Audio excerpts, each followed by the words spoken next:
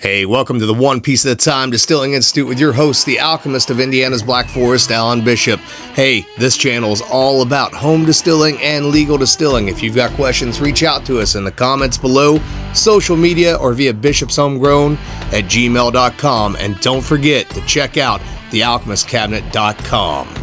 Hey guys, back again to answer your questions here at the One Piece at a Time Distilling Institute, crammed into the little dungeon of doom working on a project. But, going to answer your questions anyways, even though I am stuck in a tight place and it's very uncomfortable. So as always, if you have questions, send them to me, bishopshomegrown@gmail.com, any of my social media, the YouTube comments below, however you want to get a hold of me. I'll answer your question the best that I possibly can. So from Brandon Lewis today, this is a good question, an agave question, two of them actually. So Alan, I'm hoping to find more about agave fermentation and distillation. Number one, agave seems to be a slow fermentation. I've tried the SafeTech Blue Yeast and Voss Kveik on dark amber agave nectar. Temp hold in the mid-90s for each SG of 1.075 for 8 gallons. DAP and magnesium alone had it stall at 1.060, so I added some canned pineapple water and pitched Voss and it kicked, but still slow. Trying some lauter off some corn and a can of pineapple up front this next time seems to still be slow but moving. Same specs. Any tips? So before I get to your second question, I'm going to go ahead and answer this one. So I struggled with agave for a long time, and I was lucky enough to have a friend, Mr. Joe Szymanski, who helped me with that. He has an excellent agave spirit out of Red Horse Distillery down in Florida. He gave me some tips, but I was sworn to secrecy on those tips. However, here's what I will tell you that I've done other than what Joe told me to do. And typically my agave fermentations are done in 3 days.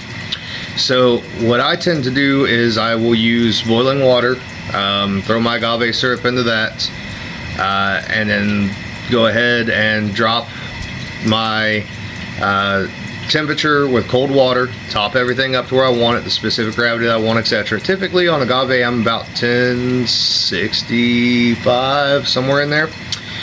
And then I hit that with about 3 grams per gallon of OK Ben 13 or EC 1118, and I hit it with a pretty heavy, let's call it on the upper end of the suggestion rate of superfood. You should be able to find superfood. So the cool thing about superfood is that it's not got DAP in it. So DAP leaves a mineral taste, and super firm will do the same thing. Superfood does not do that. I hit it hard with the superfood the first day, and then I feed it a little bit more on day 2. What I then do is I crank the heat to the agave. So I try to keep it at about 85 degrees if I can. And so far, what's happening is I'm able to finish out fermentations in 3 days, from 1065 to 1.000, sometimes negative 1.000. The first few times I ran agave, I had a real hard time with it. It seems to be that it likes to be fermented fairly warm, from what I can tell, and it likes a lot of nutrients. Now I will tell you there are some yeast strains out there, and they do call them turbo strains, but they're not turbos with the super firm or the DAP. What they are is basically a version of EC 1118 with a bunch of amino acids. I can't tell you the name of those because I was sworn to secrecy, but they are out there. They are expensive, but they will do the same thing that I just talked about. You got to keep heat on them though, or at least I've had to keep heat on them. Keep it about 85 degrees if you can, 75 to 85 degrees, but preferably a little right around that 85 mark if you can possibly get it there and hold it there. Typically on the agave, you didn't mention the pH in here, but and I haven't paid real close attention to the pH on the agave because I've not had any problems, but I have been treating it a little bit more like an apple brandy, so I'm starting with a lower pH, probably in the 4.8 to 5.0 range, in all honesty, just because I noticed that agave and apple to me have a lot of qualities in common. Agave syrup does anyways, so bear that in mind too. I would stay away from the DAP because of, again, those mineral notes that you'll get off of that, and stay away from super firm. If you can find superfood, grab superfood. It's fantastic. I use it all the time. You don't get that mineral carryover. I don't usually have to use it in very high rates on anything. As a matter of fact, I don't use it on grain at all anymore because there's no reason to. But for brandies and agave, etc., it works fantastic. So hopefully that answered that question for you. Question number 2. Single run of agave nectar has great flavor. Moderate amount of pineapple I added carries through beautifully but unexpected. I'm still wanting that specific tequila-like flavor to come up, and it came in late hearts and tails mostly, but needs cleaned up. Thinking of adding low wine to the second ferment to do a 1.5 distillation and doing rolling cuts using copper in the vapor path and a Mr. Fusion with Lebesgue. Any tips on how to collect and blend to get some agave tequila-like flavor? So that's the one problem with agave syrup. So agave syrup doesn't have those complexities to it, like at all. I mean, you can make decent agave spirits off of agave nectar or whatever else they call it, and I've had good luck with it. But I have found that the flavors tend to be on the double pot still distillation. They tend to be down well below where you would have cut to tails on a whiskey. Sometimes down in the 80s, 85 or so, maybe down to even 80.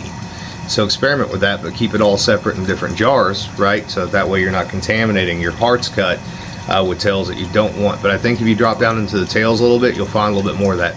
You're on the right track too by adding like the pineapple and stuff like that to it. It's been my experience that with my style of agave spirits that I like to make, again, I'm not trying to make tequila, I'm not trying to make mezcal, I'm paying tribute to tequila and mezcal, right? I am as white can be living in southern Indiana. I got no business saying that I'm making tequila or mezcal, either one. What I can say is I'm making a tribute to those spirits with a little bit of a Hoosier spin on it. And because of that, I like to use some other things that will add or bring some flavor through. So I've done agave with apple, I've done agave with smoked apple, I've done agave with rye, I've done agave with rye malt, I've done agave that I've actually smoked in the smoker. Those things tend to bring a little bit more of that flavor across, right? And the smoke's the same way. It won't come over until real late in the run down into your tails. But it seems to me to be that with the agave spirits made from the agave nectar, etc., you really need to get down into those tails to get that flavor and really get it to come across. You know, that kind of earthy, vegetative sort of characteristic that, you know, a lot of those good agave spirits tend to have to them. You almost, for me, personally, as a brandy distiller, growing up as a brandy distiller, a moonshine distiller, then a whiskey distiller, bourbon distiller, etc., I almost had to learn to break all the rules that I had learned when it came to agave spirits. Everything that I learned about agave so far has been just fucking polar opposite of everything I know about the other spirits that I make. Other than the fact that I can see some similarities between agave and apple as far as flavor goes, and as far as, you know, the farming methodology and the culture that surrounds agave, everything else is polar opposite. And it was very hard for me the first time after Joe Szymanski gave me the tips that he gave me on making an agave spirit. I had a very hard time breaking myself of my normal habits and convincing myself that it was okay to do what I was doing. So bear that in mind. If you have any further questions with it, let me know. I'm not an agave syrup expert by any stretch of the means, but I have made quite a bit of agave spirits recently. It's something I've been experimenting with for a future commercial endeavor down the road. It's something I've done a little consulting on for some other places that are going to release agave spirits in the future. I'm not the greatest at it in the world, but I'll do everything I can to help you. And like I said, keep that fermentation temperature up. What I do in the dungeon is typically mash in the agave and whatever else I'm putting with it. Like I said, cool everything off with cold water, and then pitch my yeast and pitch my superfood at the same time. And then the way that I'm heating it is I just have a little metal space heater. I put it on a chair in front of a blue barrel, and I just blast that thing with heat and hold it at 75, 85 degrees where I can. And again, it just goes. Now I will tell you this: you put that superfood to it, and you turn that heat on. Make sure you got plenty of headspace, because that shit will foam like crazy, especially if you put a little bit of grain in it. The grain actually will work as a nutrient as well. So for example, I didn't mention that. So with the rye malts and the rye that I put into the agave, I didn't end up putting any nutrient in that whatsoever. There was more than enough nitrogen floating around in that rye and that rye malt to feed the yeast to do what I need to do with that agave. So bear all that stuff in mind. Anyways, man, I appreciate the questions. They're great questions. You guys please keep them coming. Reach out to me. Love y'all. Later.